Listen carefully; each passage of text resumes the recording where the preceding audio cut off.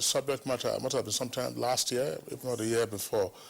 Age limit, age requirement as a condition for job seekers. And the view was unanimous, in line with what we are seeing now in the bill that the House of Reps has considered. Of course, we haven't heard from the Senate yet, and we don't know what the attitude would be once the bill is passed and is transmitted to the executive. But it's a welcome development. It is. Yeah, but you solve the problem from one end. Yes. What is the other end? Good. The other end is that you retire at the age of what? At 60. Yes. So if you are entering at 35, you still have been shortchanged. No, you are not shortchanged. I mean, you spend 25 years. There are persons who don't get up to 60 before they exit the service. Yes. Isn't it? Yes, I mean, there are persons who exit before they turn 60. So the thing is to have the opportunity of working. I'm not sure what the benefits will be if you spend 10 years, if you spend 15 years, and so on and so forth. But there are certain jobs, of course, that will require a lower age entry point. That's right. You say you want to get into the military. None of us will qualify now if we were saying we want to get into the military. Okay, just before you take the editorial, I'm saying there are two very interesting stories I find inside the pages of the Punch newspaper. I've been eyeing it. Yes, one of them is on page 19. We can't punch that up now on the screen. It's from Punch newspaper, and it says only 62 women won elections in 2019, and this is attributed to INEC. It says that 62 women out of 2,970 who contested for different political offices in the 2019 general elections were elected. For me, that's heartbreaking. As a woman, what percentage of affirmative action is that? Well, you say 62 divided by 2,970 times 100 over 1. That's how you get the percentage. Okay, that's one bio. Yeah. Second point, I'm sorry to prolong this. This is coming from the Business and Economy session, also of the Punch, at page 25. Why Benin Republic and others get stable electricity than Nigeria? And this is attributed to the TCN, that is the Transmission Company of Nigeria. Says Nigeria supplies about 80% of the total quantum of electricity consumed in the Republic of Benin. But power is more stable in the neighboring country than it is in Nigeria, according to the TCN. Now, aside from Benin Republic, through the TCN, Nigeria supplies power to Niger and Chad. These are countries that are classified as international customers. Now, it's according to the managing director of TCN that their power distribution networks were better, adding their power distributions in Nigeria should visit those countries to learn. All right, so that said, and I told them that they don't need to go to UK or South Africa. The discos can go to Cotonou and they will see how a distribution network is built. So the challenge is the distribution network. I was also going to squeeze in the story of, if you heard of the story of a gate man who opted for a borehole for his community instead of a house for it. Now, an international NGO has now launched a hashtag, shelter for Musa Usman. That's interesting. That's interesting. That's interesting. Now, well, of course, there are other stories we took. The use of English is causing some crisis in Kano, where the lawyers are saying, return to the status quo is not a nullification of the appointment of the emirs and so on and so forth. So we'll see how they sort themselves out in court. English is when you want to explain it, it's usually very difficult. Now there's nothing to explain. It's clear. The situation until the court decides. Yes. And what was that situation? As a lawyer, you should be able to tell us. That's why I said it's clear. It's a matter of choice. Yes. Those who went to court will say, okay, before you acted. Those who have gone to court will say, okay, after I have acted. I just hope that they sort of find a way to resolve the issue. Now, our editorial is coming from the Daily Independent today, and a lot of controversy has been on the brain drain of medical doctors across the country. Growing number of unemployed medical doctors. I can't seem to grasp what's happening. The editorial is saying that in spite of the fact that we complain of brain drain, we still have a large quantum of medical doctors who are unemployed. And it sounds a little bit contradictory, but the impact of the editorial is that the qualified doctors who have been very experienced hands are migrating to greener pastures. And therefore, the unemployment that is affecting the country is also affecting doctors. However, it means that if there are experienced doctors leaving, then opportunities open for some of these unemployed doctors to come in. But the critical kernel of the editorial is that even government that is a signatory and a member of the AU that says that efforts should be made to provide about 15% of budget for healthcare, Nigeria is still about 4.5%. And therefore, the experienced ones are leaving because of poor facilities and poor condition of service. So even the greener horns, the unemployed ones, eventually, if they get in and acquire the experience, how is you are going to continue to retain them? The important thing is that we have to direct our attention towards improving the facilities in our health services. That way, we can keep many of our good hands. All right, Bayo, thanks a lot. There are a number of issues, surrounding our healthcare system, in particular the deployment of doctors. You would find, I'm sure you will have discussed this on the program, doctors who are looking for spaces for housemanship. They can't find, spaces for housemanship. And they say, some of them have been looking around. Of course, the issue is that a number of them would like to be in the cities and so on and so forth. But that's a story for another day. Yeah, Bayo, thank you for being with us. I wanted to crack a joke, but yes. I mean, that would be a bit too expensive because that would relate to yellow journalism. Actually, there's a story on page 42. Of the Daily Sun newspaper. It says John Momo was attacked by thugs in Edo State. He was beaten into pulp, but it's not John Momo that we know. This one is a councillor in the Saka local government area. There you are. There you are. Bayo, thanks a lot for being with us on the program this morning. We'll see you tomorrow. Okay, we'll take a break right now. When we come back, Good Morning Nigeria continues.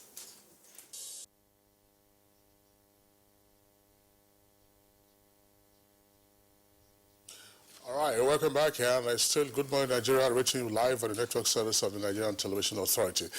Now, as a backgrounder for our conversation this morning, which is on recharging the Lake Chad, let's join our correspondent, Serafina Okon.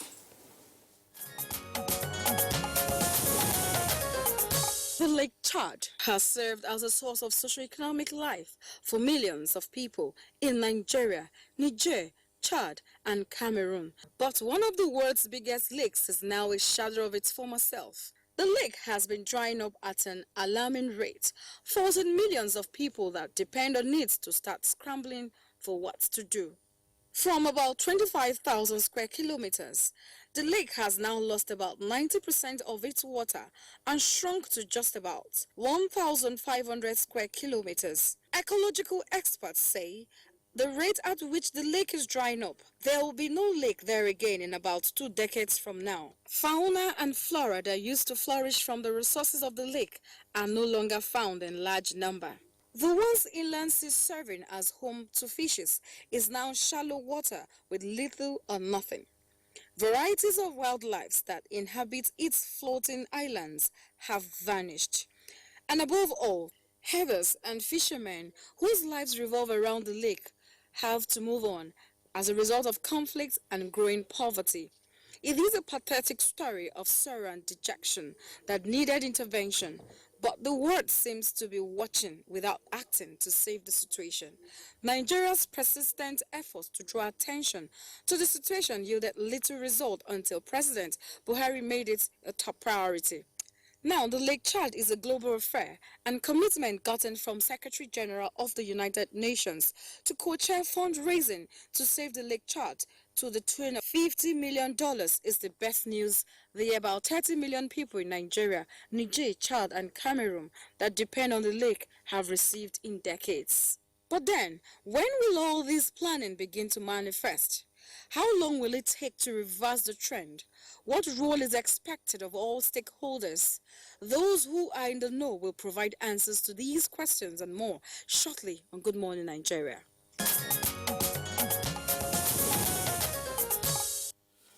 All right, Serafina Okon, thank you very much there for the background. We have with us two guests in the studios, and we're going to get another guest via Skype, and another guest also joining us from our Just Network Center. But once those connections are up, we will introduce the guests. But those who are here with us in the Abuja studios would like to welcome Modu Sulum, is Acting Managing Director at the Lake Chad Basin Development Authority. Modu Sulum, pleasure to have you with us on the program. Yeah, thank you. Okay. Good morning, viewers. Okay, and also here with us in the studios is Honorable Mohammed Tahir Moguno, is the chairman of the House of Representatives Committee on Agriculture. Honorable Moguno, pleasure to have you with us on the program. Thank you very much. Okay. Nigeria. I'll be starting with the acting managing director, Lake Chad Basin Development, Modu Sulum. The story of the Lake Chad is one of sorrow, pain, uncertainty. A lot of lives and property has been lost along that axis, and the livelihood of the people by the shrinking of the Lake Chad. So what is the latest happening right now? Save the Lake Chad, save humanity. Yeah. Lake Chad is one water body, a fresh water body in the world. If we are talking about fresh water, it is known that the earth consists of about 75% of water. It's made up of the earth. Out of that 75%, only 3% is fresh water.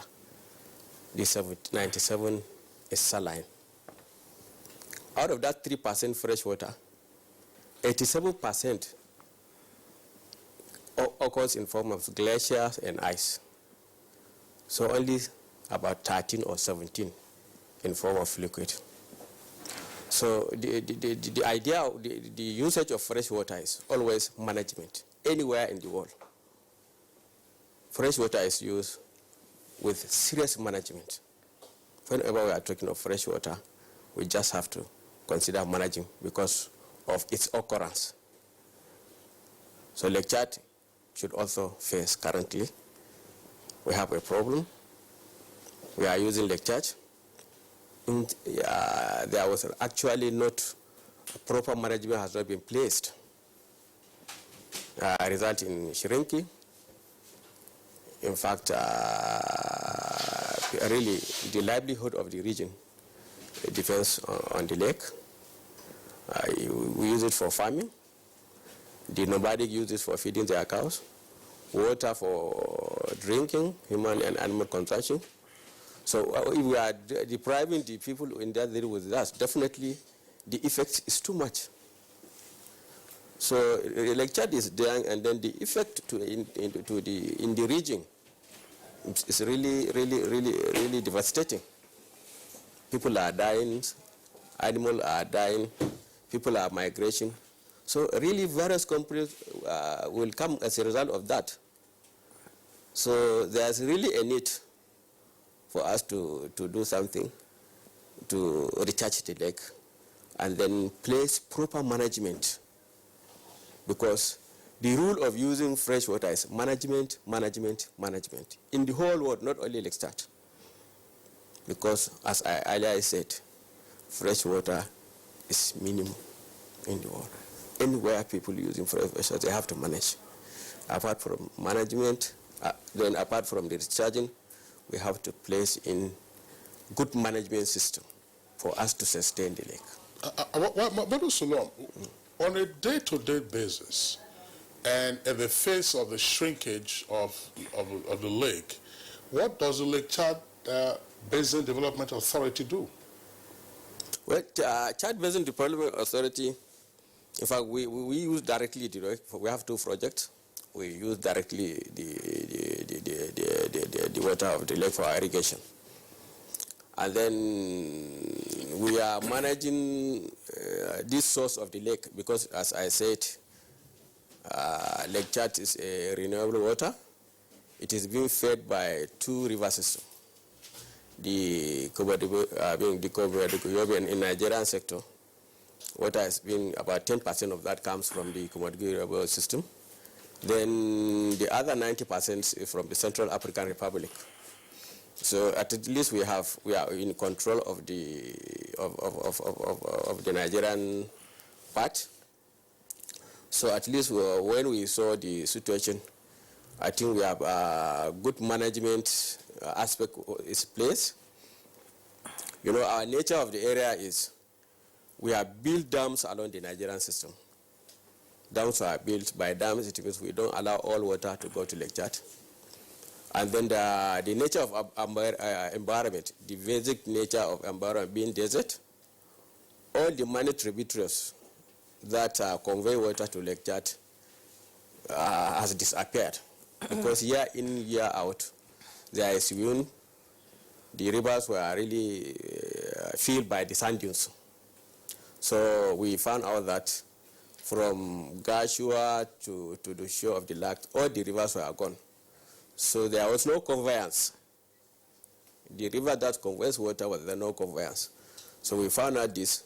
And then the flow regime of those rivers is the highest, we maintain the highest flow during the rainy season to the Lake Chad. Then after the rainy season, the minimum flow also continues. So once if the river is gone, I think there is no continuous flow to the lake. So we were able to find out this, and then there's a minimum program which we have started last year, which we call channelization. We try to bring back the conveyance system, bring back the rivers, so that water due to Lake Chad from this commodity will definitely reach the Lake Chad. Last year, we did about 50 kilometers of that, and the result is fantastic. We were monitoring also. That 50 kilometers we did, we noticed that there are certain type of fish hitherto this program were not obtained in certain places. During our monitoring, there was a village called Bayamari along the coast. It's 50 kilometers away from where we did the work. When we came, we were surprised. The fish was there. We were asking with the fisherman, how did he get it? He said, no, because of the release of water. They said it's the release of the water from the dam. Then we have another small irrigation project, which we are doing in this thing. We irrigated about that. We just being used about 45 hectares. Even after the irrigation, we noticed that the water level is rising. That is about 2 months. There was no rain, nothing. So the effect is, we have observed that the annual flow has started. Despite there is no dam, the little 50 kilometers that we did has started bringing increase the flow. Then this land reclamation in Jigawa State, we noticed that we are talking about flooding in Jigawa State. After this, we noticed people have started claiming land because the flooded water there has started moving to the channel. So the channelization is a program that the effect will immediately be noted, and we have seen the result. At the end, we expect to definitely start recharging the lake. Thank you very much. Coming to you now, Honorable Mohammed Tari Monguno. Your constituency entails almost the whole Lake Chad bridge, and as the chairman, Agriculture House of Representatives, you have a lot of work on the table, and the Buhari administration hit the ground running to raise awareness about the Lake Chad. So how far has the campaign gone now? Well, as rightly pointed out by Alhaji Modu Sulum, as a result of lack of management and then the problem of climate change with all its attendant negative effect, the Lake Chad, as at 1964, is about 25,000 square kilometers. Now it has reduced to 2,000 to 1,500 square kilometers, depending on It fluctuates depending on the rainy season. And about 50 million people are engaged in various economic activities like farming, animal husbandry, fishing, a lot of value chain along as a result of the lake chart. As a result of the drying of the lake chart from its size of 25,000 square kilometers in 1964 to now 2,000 to 1,500, a lot of these people have gone out of Bok. And this is mainly one of the reasons that brought about the Boko Haram insurgency, is lack of employment for our teeming unemployed youths. And then the Boko Haram insurgents now got a fertile recruitment ground to recruit those youths to perpetrate their nefarious activities, thereby unleashing havoc on the Nigerian nation state. So in order to stem this ugly scenario, especially the present government has taken the bull by the horn, and in various international fora, the president has been preaching the gospel of recharging the lake chart. And as a result, so far, about $5 million has been released for feasibility studies of transferring water from the Obango River in the present-day Democratic Republic of Congo to Lake Chad. Then the other member countries are supposed to release about $1 million for the feasibility studies. But the total amount of money that is required for the whole project is about $14.5 billion. That is the total amount of money that is required for the whole project.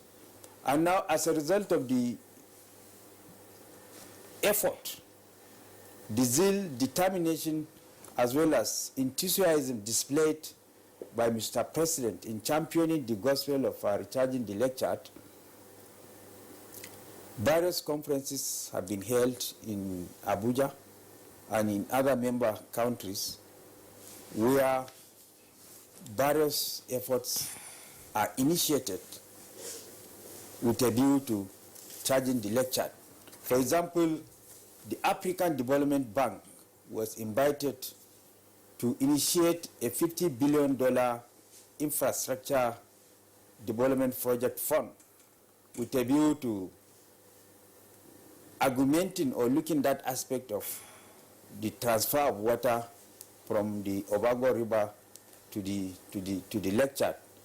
In fact, member countries are even looking at introducing tax per capita that will be used for the purpose of recharging the lake chart in view of its socio-economic activity, not only to the people of my constituency, but to the people of Nigeria and other member countries.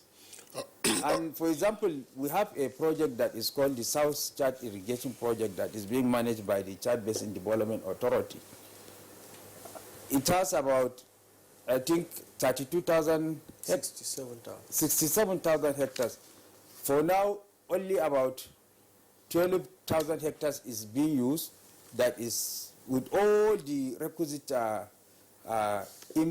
infrastructure, with all the requisite infrastructure of canals and water view. So if the lake chart is recharged, there will be water for the full utilization of the South Chad Irrigation Project to its maximum potentials, and it will unleash the potentials not only in my constituency but in the whole of the shores of the lake chart, so that there will be socio-economic activities youth will be gainfully employed, and all this ugly scenario of insurgency that has reared its head by way of Boko Haram will be a thing of the past. All right, Honorable Mohammed Monguno, thank you very much. We'll return to you later on in the course of the conversation. Earlier, we indicated that two guests will be joining us from Jos and also via Skype. From Jos, that's on the right side of the screen. We have Dr. Matthew Ofodile, who is, of course, is a water expert, more in particular on Lake Chad. Dr. Ofodile, a pleasure to have you with us again on Good Morning Nigeria. Pleasure to have you with us again on Good Morning Nigeria. Pleasure to have you with us again on Good Morning Nigeria.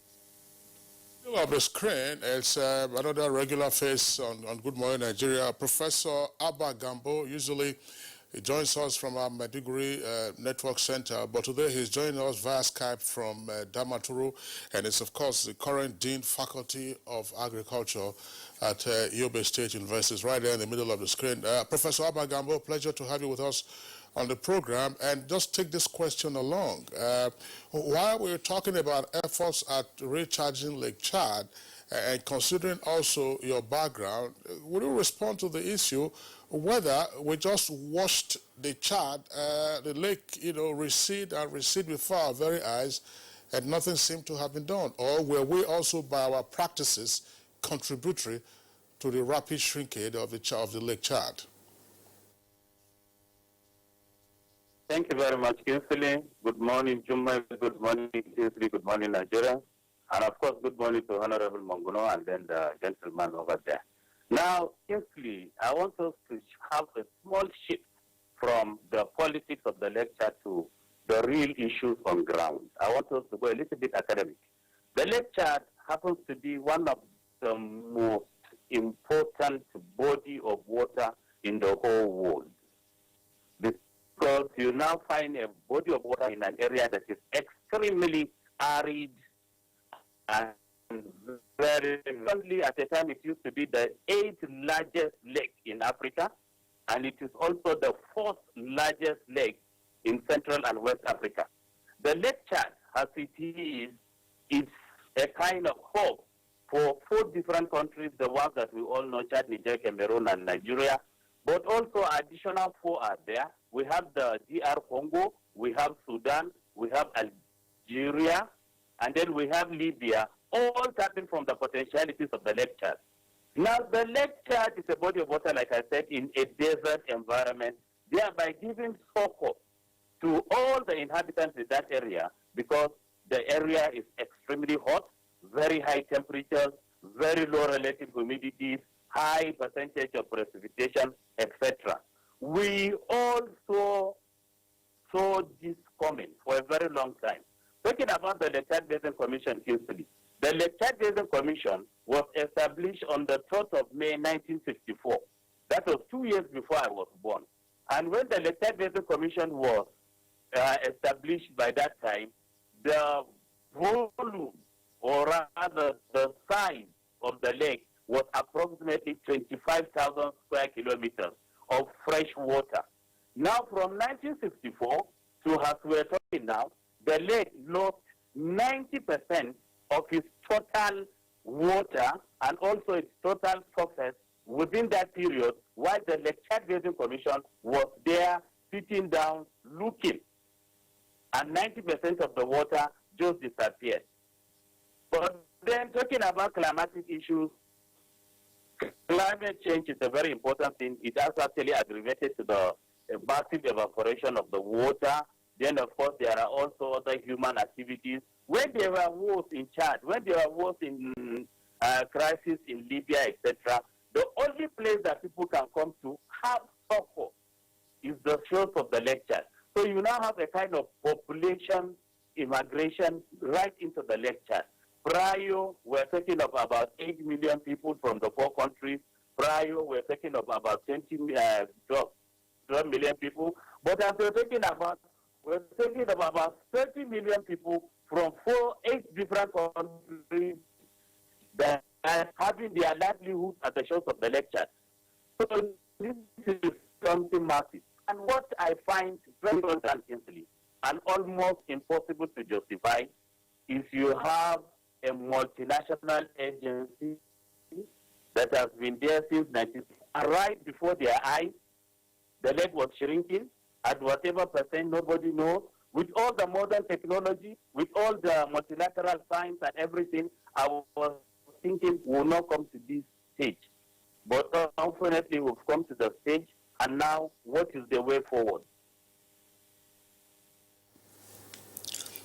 All right, Professor Abagambo, well, thank you very much there for your opening salvo. Let's go over to Dr. Matthew Affordile, whom we've had on Good Morning Nigeria sometime in the past when we were also discussing the water issues. Of course, he's a senior citizen, even though he looks at least 10 or 15 years younger than his age. Dr. Affordile, we were back again to the issue of Lake Chad. Do you find the situation now more depressing than the last time we discussed it, or you find hopeful signs on the horizon? Well, I don't want to sound, thank you very much, Kingsley, for bringing me back. I don't want to sound pessimistic, but we have big challenges on our hands. In fact, it's a very serious matter because we talk about recharging Lake Chad as if it's something that will happen tomorrow. We're talking about 50 years. How many of us will be alive in 50 years' time? You know, so, and we have this problem at our doorstep, on our laps. What are we going to do to ameliorate the present drastic and very, very difficult situation in the area? The problem we have is that something drastic has to be done. There should be an immediate, what I may call we should have a long-term and a short-term program, like we said in the last program. There must be a short-term program that will address the problem within the next couple of years. This inter-basin transfer or the international basin transfer is going to take quite a long time. I'm not sounding pessimistic. I'm all for it. And anything that can be done should be done. But we have a crisis on our hands. So how do we address this crisis? This thing didn't start today. In the 70s, we had the first major drought in this country. You know, and the animals were dying all over the place. Carcasses of cattle were being littered all over the Chad Basin area. And that was when we had the first signal of the so-called climate change, when we had a drastic drop in rainfall and a very long drought that dried up all the surface waters almost in the Chad Basin. And then that was when the aggravation of the drying up of the Lake Chad started. As I said in the last program, Lake Chad has been drying up in geological history, in historic history. You know, we have, in the recent number of years, we have occasions of increase in size of the lake and shrinkage of the size of the lake. It is an oscillation that happens, but the ultimate effect is that a progressive shrinkage was taking place until it came down from the 25,000 to what we have today, square kilometers that we have today. So the problem is that we have a crisis on our hands. What are we going to do now? Not what we are going to do in 50 years' time, because we're not going to be alive in 50 years' time. So this is the way I see it. I'm sounding a bit depressed, more and more depressed every day, because the problem is aggravating rather than reducing. Climate change is ongoing. Temperatures are still rising. Rainfalls are depleting. And we can't hold it. We can't stop it. So what do we do? So this is my comments on this. Thank you. All right, Dr. Affordile, thank you very much. Just before we return to our Abuja studio, just for Professor Abagambo and also for Dr. Affordile, Modu Sulum, who is the acting managing director of the Lake Chad Basin Development Authority, did say something about what happened to the causes of the natural rivers that provided primary sources of water for the Lake Chad. Dams were built, you had also irrigation facilities, and it's talked about one or two things that have been done recently and what the results have been. I'm just wondering, from the agricultural point of view, Professor Abagambo, has there been such indiscriminate damming of the primary sources of water, and what can be done now to better manage the irrigation along those channels that normally will supply water to the lake? Thank you very much, Kingsley, once again. Now, the most important thing is the Lake Chad has been an area of agricultural productivity all through. The ancient Borno Empire that we are hearing that has existed for about 1,200 years had its basis, its strength in the Lake Chad. Now, we are talking about the sources of the water that fills the Lake Chad. The River Chari gives about 90%. Then the remaining 7% comes from River Nogane, River Yobe, and then the remaining 3% comes from the annual rainfall pattern that is coming there. Now, when you're talking about the damming, honestly, the damming is not to have a very significant effect. I'll give you two very examples. Libya is a desert state. And what Gaddafi did was, he did not think of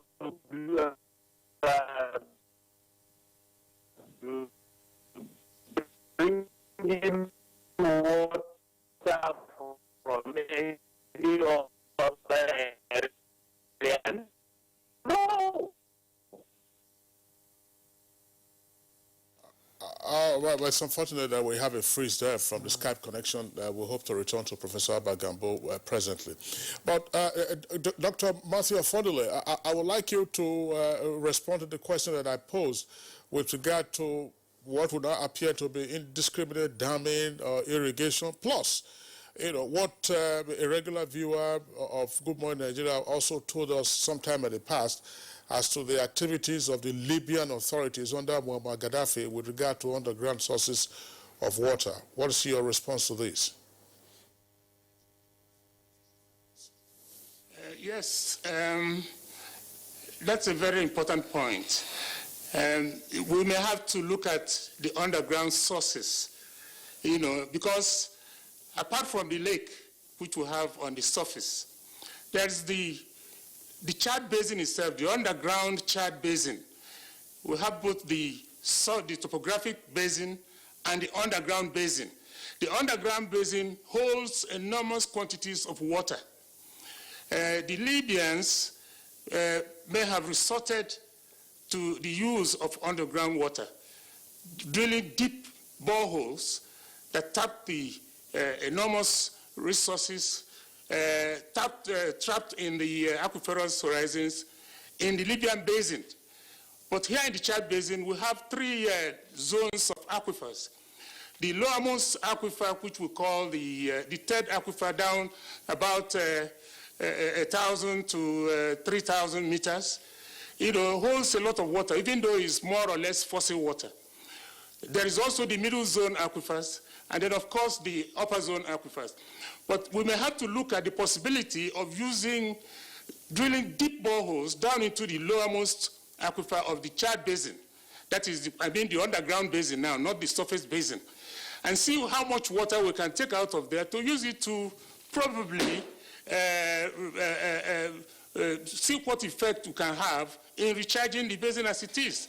I recall in the early years, that is of my career, in the 60s, that we used this aquifer for most of the activities. In fact, for the cattle headers, we drilled boreholes which were artesian, and these boreholes were attached to cattle troughs that were strategically located at various points, and headers brought their cattle to come and take water from these cattle troughs along the route. So we may have to begin to look at such emergency situations while we are thinking about the interbasin transfer from the Bangu River. So what I'm saying is that we may begin to look at the underground sources of water to probably recharge Lake Chad or provide for the needs of the farmers, either through providing cattle troughs at strategic locations in different parts of the basin so that herders can come there and drink their water. And these cattle troughs were so designed that as soon as it is full, it will automatically cut off. And as soon as the herders come to drink, the boreholes will start recharging the troughs. So when they are not taking the water remains in the trough. And this design worked very perfectly during our days. And we may have to look at those cattle troughs and see how to use the underground water resources of the Chad Basin to feed cattle troughs that are located strategically at various points in the Chad Basin. So this is one way we have to look at the alternative to either recharge or supplement the water of the Chad Basin using underground water sources. So we may have to look at the deep water reservoirs that are under the Chad Basin. And this water, these resources is there. It's just that we don't drill deep enough to reach these boreholes. Most of our exploitation of the underground water resources of the Chad Basin stop in the middle Benue, within about, say, 1,000 meters maximum. But whereas if you go down to about 3,000 meters plus, and that is what the Libyans are doing, using the very deep aquifers in their area. So we should begin to look at that. And it is not going to be something that will be done wishy-washy. It has to be a systematic program that will be properly managed and supervised. Thank you very much. We'll now still come back to the studio here in Abuja, where Modu Sulum is standing by to answer questions. You've listened to their contributions on the floor. How deep is the problem in the Lake Chad? As far as the groundwater is concerned, in fact, most of our water supply for towns, villages, we are using the groundwater for that. Then Dr. Ofidele said groundwater is fossil water. It means water for millions of years back. There is no renewable. It's there. And then we are depleting it will lead to disaster. Because you need, for Lake Chad, you are physically seeing what is going on, water is dry. But if you deplete groundwater, we have tremors, earthquakes, which is a disaster to the whole region. But we are using groundwater. Most of our water supply in the villages were done through groundwater. But using groundwater to recharge Lake Chad is really not feasible. No, sorry. Let's clarify. You're saying, are you saying groundwater versus underground water, or which one? What is groundwater? Which you're talking about two grounds? Well, if I say surface water, that is the lake. Groundwater is water in the ground. Underground is called groundwater. Water in the ground is groundwater. Yes. Then surface water is water above the surface. So when I said groundwater, it means water underground water. I call it groundwater. Then surface water is the water in the lake. That is the terminology. Okay, what's your grounds with Dr. Ofodele's prescription as part of the short-term measures to adopt? Yeah, I said we are doing it. What are you doing? Water supply. We are drilling boreholes to the aquifers. All our water supplies, apart from Maiduguri, in the whole region, we don't have a dam, only one dam that supplies water for human consumption. But all water supplies we are using in the region is based on the groundwater. Let me come to underground water. Yes, let's understand. Okay, we are using underground water for that. So we are actually, even currently, we introduced this youth employment program within the Fadama areas. We are using tube wells. We drill still groundwater, underground water. We drill tube wells. Then for 1 acre of agric, and then small pumps for irrigation. We are also doing it. Are you familiar with what the Libyans have done over the years with regard to access to underground water, which some say is probably contributory also to the shrinkage of the Lake Chad. Are you aware of that? No. You said groundwater. Groundwater, Dr. Officially has said groundwater is fossil water. Is what? Fossil. He has said, by fossil means water that was formed millions of years back through geological history. While we are talking of Lake Chad water, it's a renewable water, the rainfalls and the river channels. So there is no connection between the groundwater and the Lake Chad water. Underground water, underground water and groundwater. So it's really very difficult for us to say we charge the lake using groundwater. But for management, because we said for management of Lake Chad water, you have a project. Instead of using the Lake Chad water, you save the Lake Chad water by using underground water for sustainability. If not, it's really very difficult to say we charge the Lake Chad, because Lake Chad has a source of charge of recharge. Madu Salom, thanks. Juma, let's return to Dr. Fodile to clarify the counterpoint made by Madu Salom. Dr. Fodile, there appears to be some disagreement in the position that you proposed and the response by the Acting Managing Director of the Lake Chad Basin Development Authority. Would you like to respond to what he's just said? Thank you very much, Kingsley.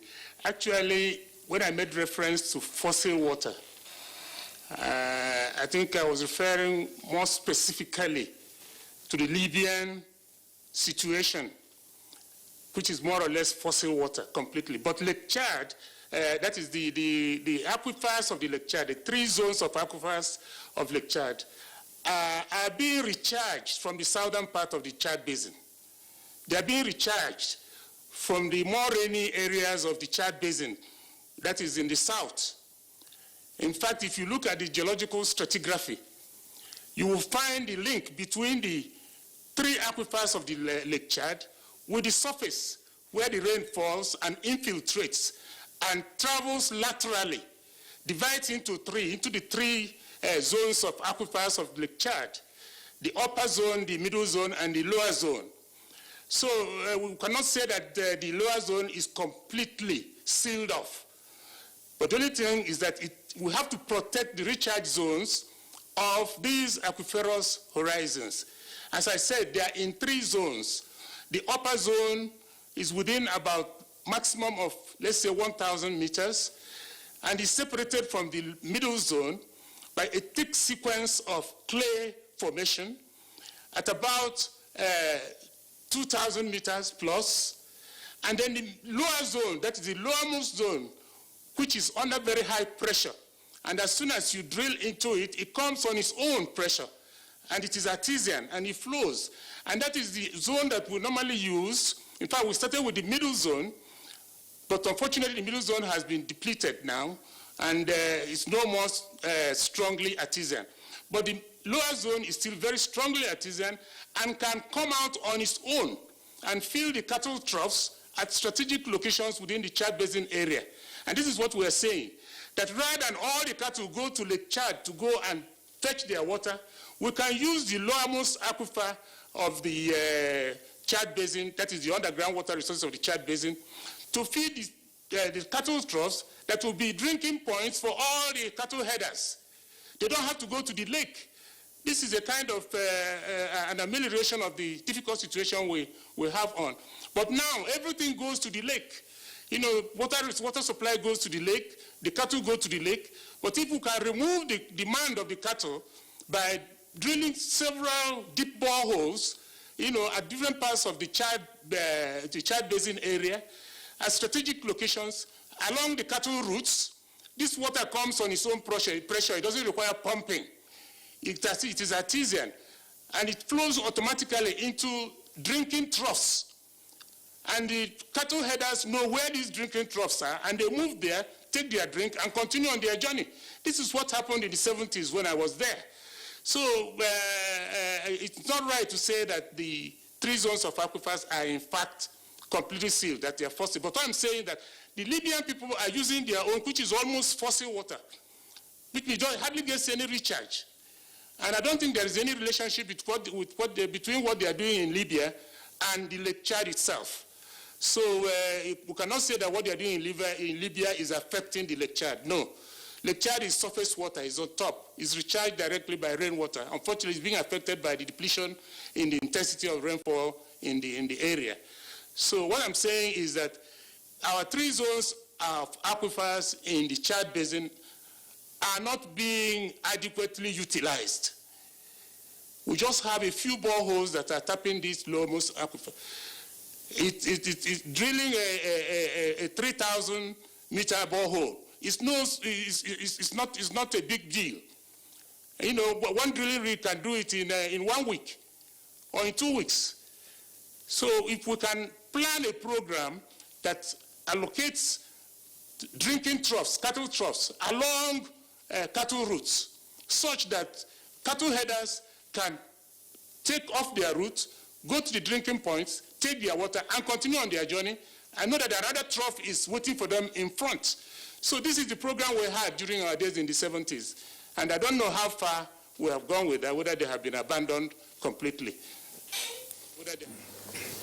All right, Dr. Folulate, thank you very much. I will need a bit more of geography, actually, to understand all of that, you know, because you're talking about these troughs and where they were located. But let's return to the Professor of Agriculture in our midst, Professor Abba Gambo, via Skype still.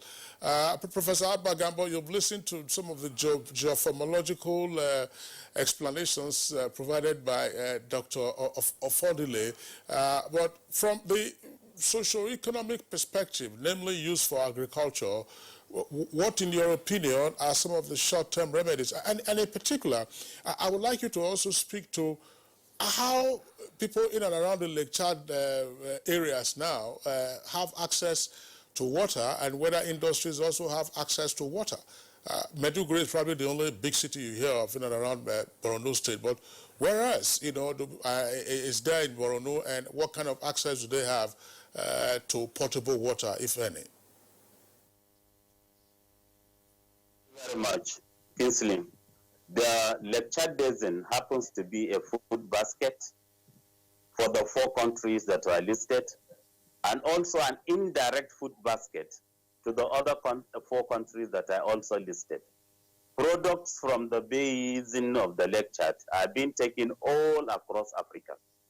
And one thing that will amaze you agriculturally, virtually every single crop that can be grown in Nigeria, apart from maybe oil palm in your locality and then kola nuts and rubber, all the other things, Irish potatoes, apples, strawberries, exotic vegetables, parsley, celery, cauliflower, broccoli, are all being grown at the shores of the Lake Chad.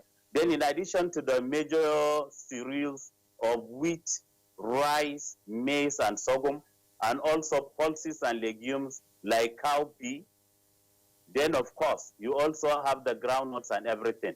And Kinsley, don't forget, the best fish from Nigeria used to come from the shores of the Lake Chad.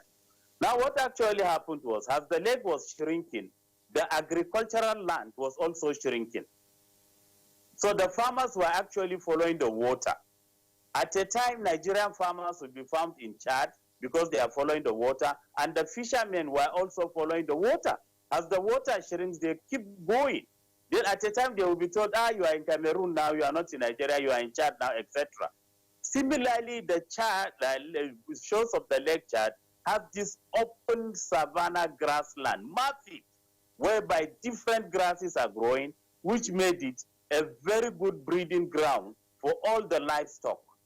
So when some problems started from there, other places, you find out that the only place that the herdsmen come is to the shores of the Lake Chad, because they are sure that they are going to get the grasses, the fodder for their livestock, and then the water for the livestock from the shores of the Lake Chad. Now, there is very important thing to be noticed here. This issue of Lake Chad has been glaring us in the eyes for a very long time.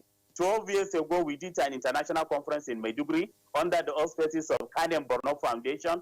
And even before the coming of Boko Haram, we came out with a solution with a recommendation that if nothing is done as quickly as possible, there is going to be some serious security challenges because there have been skirmishes here and there between farmers. We have an influx of KB farmers. They call them Kabawa. They come all the way from KB, they enter the water, and at times they don't even leave the water for about months. Then you have the main ethnic water owners, the Buguma, those people that they think that the Lake Chad is their own God-given asset. So there have been skirmishes here and there. But then let us be realistic. There has been a huge mismanagement on both the Lake Chad Basin Commission and then the Chad Basin Development Commission. That is the truth, and it must be told. Now, for how long are we going to wait for the river, the water for the Trans-Aqua from Congo into Nigeria? Even President Buhari cannot tell you the water is going to be there this date. Nobody can tell you. So what we are saying is the peoples are there in problem, and we need a kind of palliative measures. Somebody is saying you cannot take groundwater. Who says? Most of the resources that God has given are underground. So you just have to dig the soil minerals, the petrol crude, etc. Everything is underground. You just have to dig and get it. So if other countries have done it, why can we not do it? And in the case of the Chad Basin, it's even easier because the body of water has been there for a very, very long time. So the water table is not as high as you find in Libya. The moment you dig small, you're going to hit the aquifer. Barrister Monguno knows, on the way to his village in Monguno, there is this kind of free-flowing water that was put in place in 1979 by the regime of Governor Mohamed Goni. And that tap is still flowing. So this is what my brother from Jos is saying. By the time you fix them in some selected areas, it's going to give you number one palliative measures. Then the second palliative measures is, even within the shores of the lake that very close to it, you can do some tube wells, wash boreholes, and then you can now give the farmers the machines and some source of energy so that they can drill out the water and continue with their agricultural activities. Then for the farmers, you can also get the boreholes and recharge where possible so that they can also continue with their fishing activities. It's not like that your house is on fire and then you are in Abuja. Kingsley with you apologies, and then all of a sudden your Edo Kingsman's fire is on, house is on fire, and then you said you will only need the water from Edo State to quench the water, to quench the fire that is Abuja. It has never happened that way. Once there is a crisis, whatever you can lay your hands on, you just have to grab it as quickly as possible to make sure that you make sure that that particular crisis is solved once and for all. And seriously, if for the next 5 years,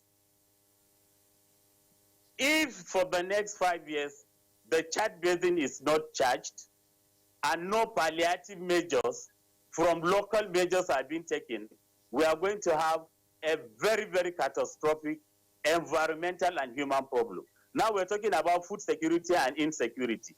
It's the food security that gives to human security and vice versa. Once you have food security, you have human security or national security. Once you have food insecurity, you have national insecurity.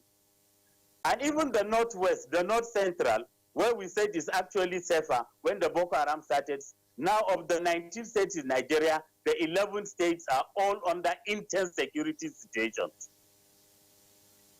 And everybody knows that we are going to face some serious problems of food security, which will further aggravate the present security status we are having. So my take is, Kingsley, all those responsible should try as much as possible to come out with modern little technology that will give a kind of amelioration, palliative measures to take care. When is the water from Obangi going to come, for goodness sake? And then for how long are we going to wait? People are dying. The biodiversity is going away. The ecosystem is being destroyed. The once forested area is being cut down. There are no trees there again, thereby increasing edaphic dislocations. The soils are being dislocated. The temperature is on the rise. Evaporation is increasing. Evapotranspiration is increasing. And the people are also becoming mad and madder every day. That's why they have to take arms. You know, an angry man is always somebody that is very violent. And that is exactly the scenario at the shores of the Lake Chad now. The simple solution to what we are saying is use what you have in your hands to solve your own localized problems before getting your calabash to go out and be begging. Honorable Monguno has been talking billions of naira. The last time I was on the same program, Tuesday Live, with the GM that is sitting there with you, with the same Honorable Monguno there, and the Minister of Water Resources. And I told the Minister of Water Resources, for how long are you going to wait for water that you are not even so sure that is going to come? Nobody is sure. And nobody is going to tell you a timeline that this is how it's going to be started. Meanwhile, what are we going to do? There are so many palliative measures, and I've given some examples. So the Federal Ministry of Water Resources, the Lake Chad Basin Commission, the Chad Basin Commission, the state governments involved should all try to do something as quickly as possible. The man in Yobe, Governor Gaidam, has done something. There is plenty of irrigation programs in Yobe State now that even if the lake is not charged, I'm sure Yobe is going to be full secured. Thank you very much, Professor Gambo. Honorable M.T. Monguno, what's your response? Well, I have listened attentively to all the comments by the Professor of Agriculture, who happens to be my classmate in the university, and also Modusulum, all of them experts in their various fields. I happen to be a lawyer, but that notwithstanding, I have some knowledge of what is happening. Well, as rightly observed by my good friend Professor Abagambo, we don't have to wait for another 50 years for the purpose of recharging the Lake Chad from the Obango River in Democratic Republic of Congo. We have to devise some palliative measures with a view to revamping our agriculture and also unleashing the potentials of agriculture that we have. I think one of the palliative measures, apart from the drilling of boreholes that both Professor and Dr. Fidele mentioned, that exists in my constituency, the pre-borehole that they mentioned really exists. Water just flows unstopped throughout the year. We have this type of boreholes in my constituency, and the state government has also, my state government, the present government, has bought what we call super rigs that are deployed for the purpose of drilling these deep boreholes that will continuously bring water. We have this type of rigs. Then again, there is another palliative measure that we should consider is the Howell transfer. That is the transfer of water from river, Yazara River to charge the Aloe Dam, and then the Jere Bowl.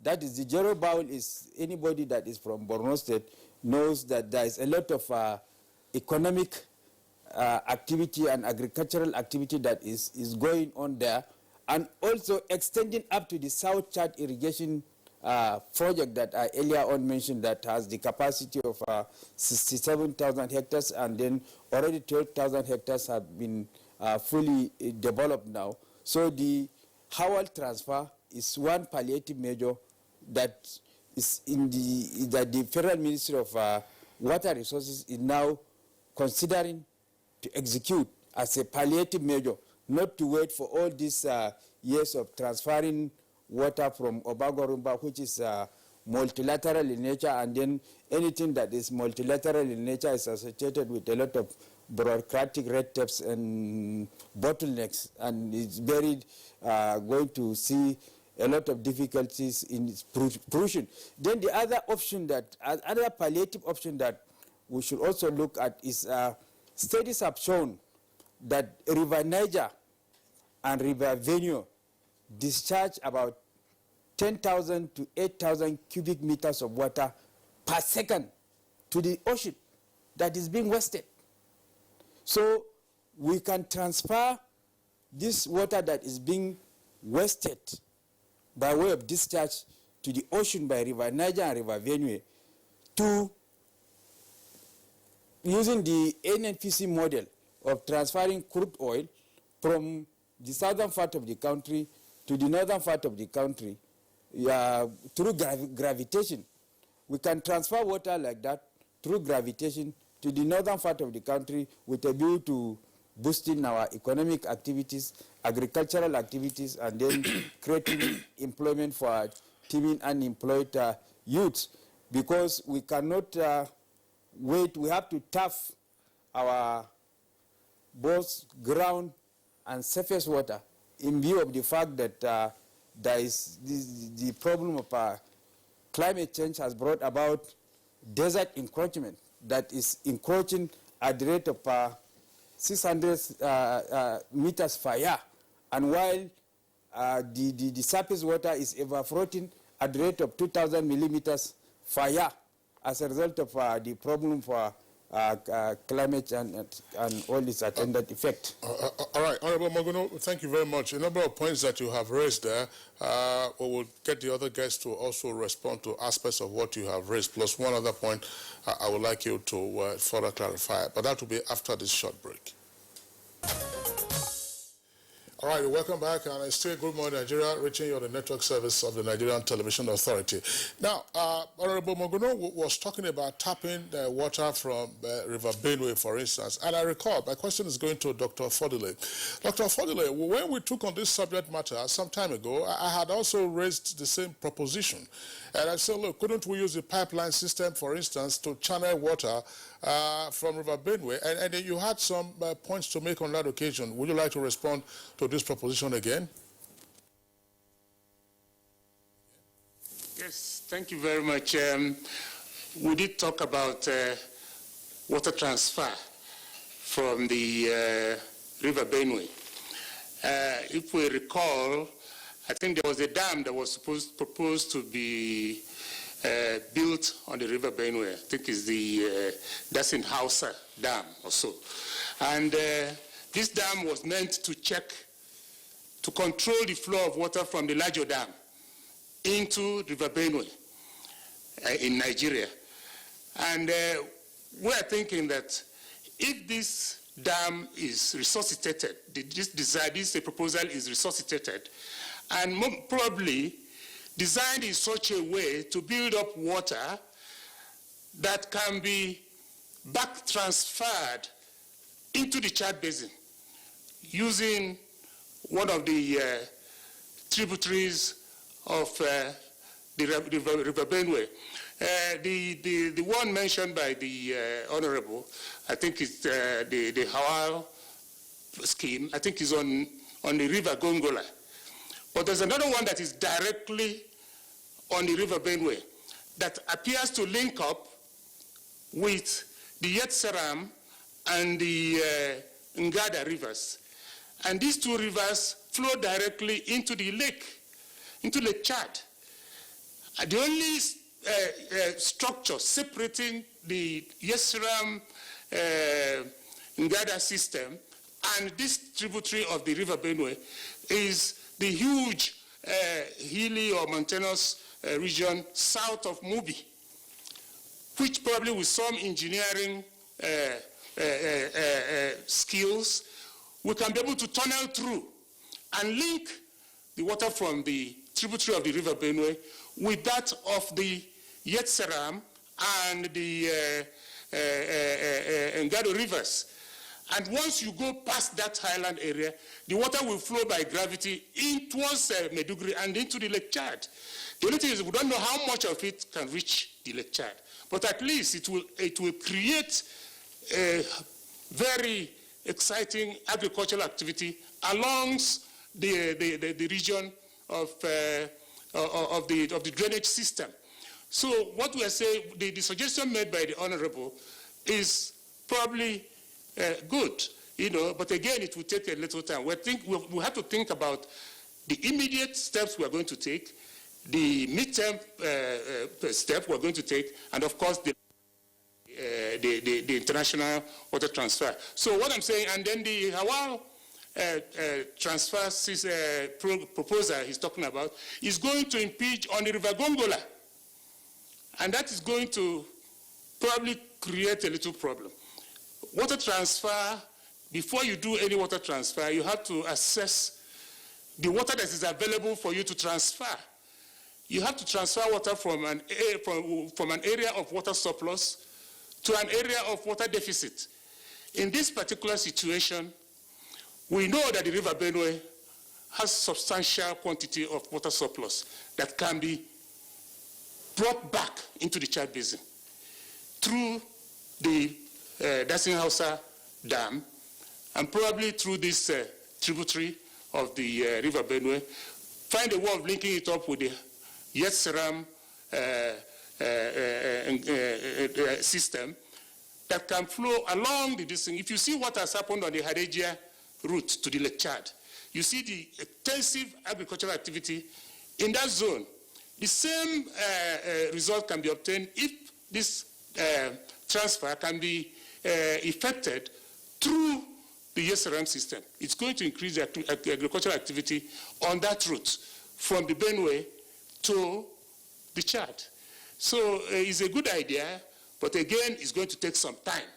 So we're thinking of an immediate solution and a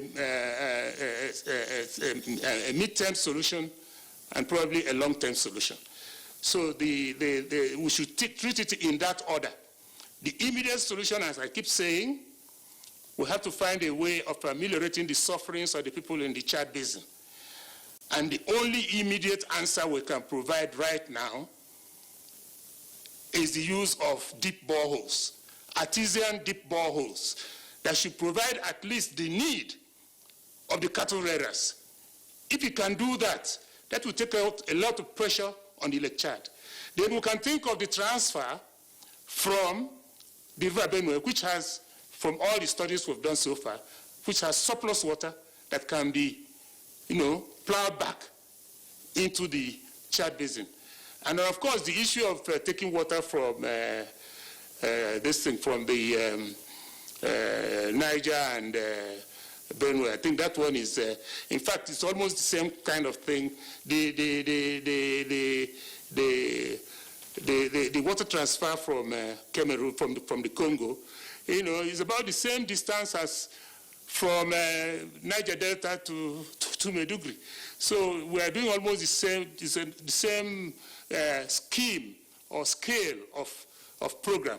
So I would think that we should look at the boreholes, one, two, this transfer from the River Benue, and maybe in the far-fetched time, we'll look at the water transfer from the Congo. All right, Dr. Fodulate, thank you very much. I want to return to Honorable Monguno. Now, in terms of all the measures, short, medium, and long term, we have a number of items on the table already. Great Green Wall.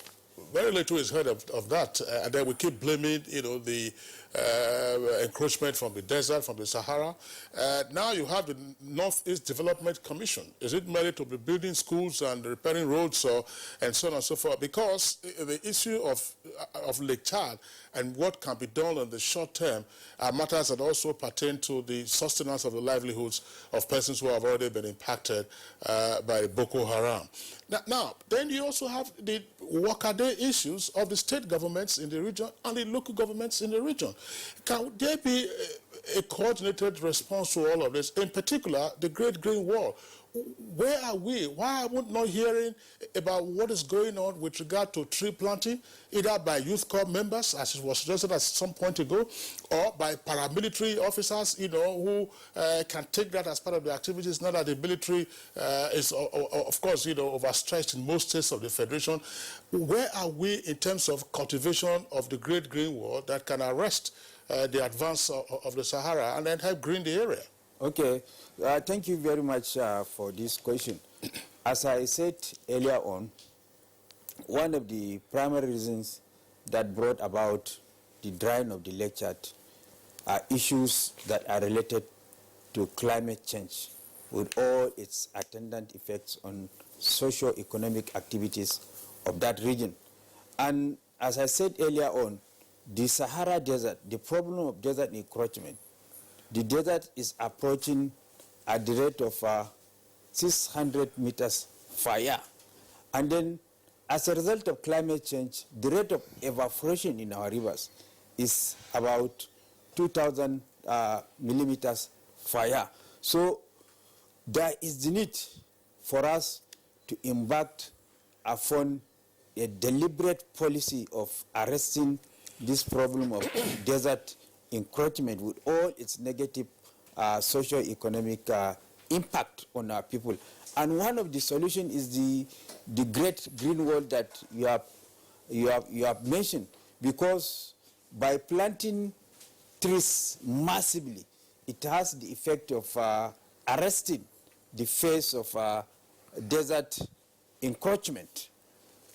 And now the National Assembly is appropriating huge sums of money to the Great Green Wall project for the purpose of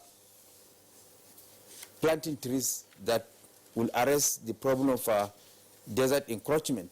And then the other one that you rightly mentioned is when during our school days, when we are in school, every year there is this tree planting campaign that is being launched across the nooks and crannies of this country, particularly in the northern part of the country. And then as school children, we are encouraged to plant trees in our immediate environment for the purpose of arresting desert encroachment. So we should stop the ritual of the yearly ritual of just the ceremonial ritual of planting campaign, and then after that we abandon it. We should make it part and parcel of our life, and then the National Orientation Agency should embark upon a deliberate policy of educating Nigerians on the importance of tree planting, and then encourage school children also to plant trees. In some countries, for example, not Kenya, even Kenya, as close as it is to us here, every important dignitary that goes to Kenya is expected to plant a tree. In fact, the other time, the Minister of Environment was telling me that there was a tree in the Nigerian High Commission. The ambassador has to seek for permission from the Ministry of Environment in Kenya in order for him to replace that tree. Permission has to be given for him to cut down this tree.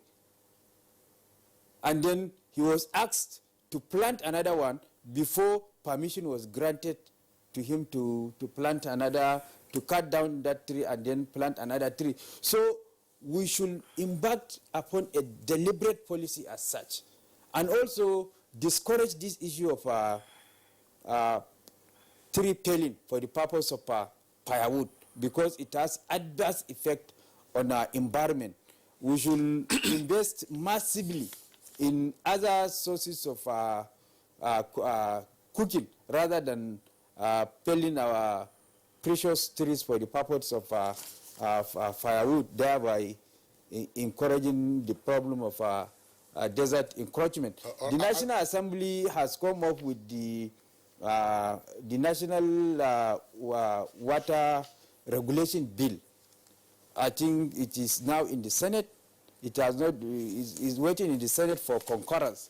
And that essentially what this bill seeks to do is to regulate the exploitation of our water resources. Because when you go to across the nooks and crannies of this country, there is the avalanche of this drilling of these wash boreholes unregulated.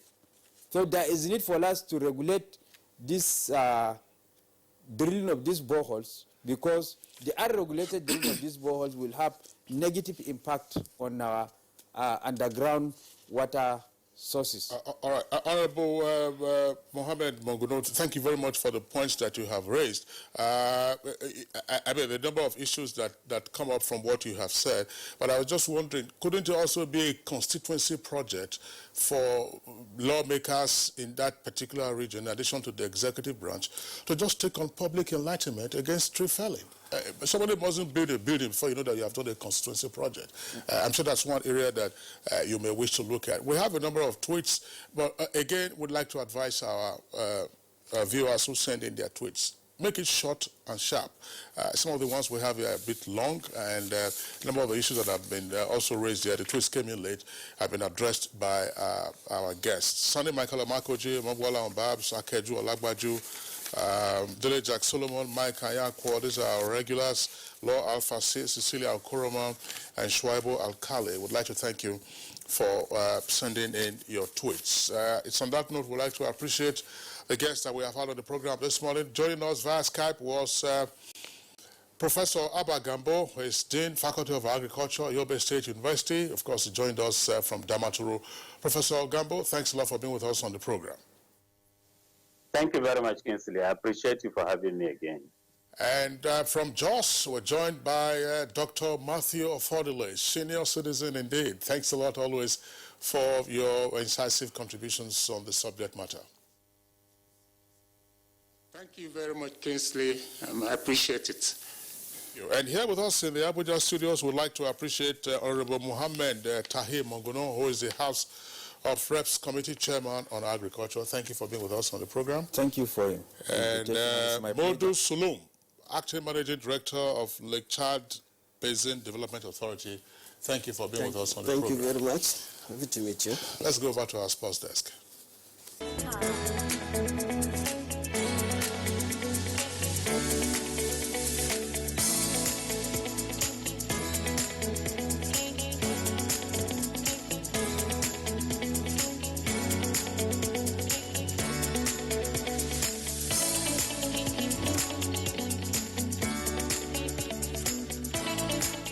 That's Good Morning Nigeria today. See you tomorrow for another edition. I am Jomo Yusuf. All right, and I'm Kingsley Osadolo. I just wanted to say, Juma, just before we sign off, the arts and entertainment bid that we had, you heard Akon there advising people to say, look, we have to tell our own stories. And just particularly for the younger generation, beware of big belief. Because this is the kind of thing you see an artist abroad, they see a big house, see big cars, and so on and so forth. Those things do not necessarily belong to that artist. So be proud of what you got here in Nigeria, and let's see how we can make ours a much better environment. Kingsley Osadolo, have a nice day.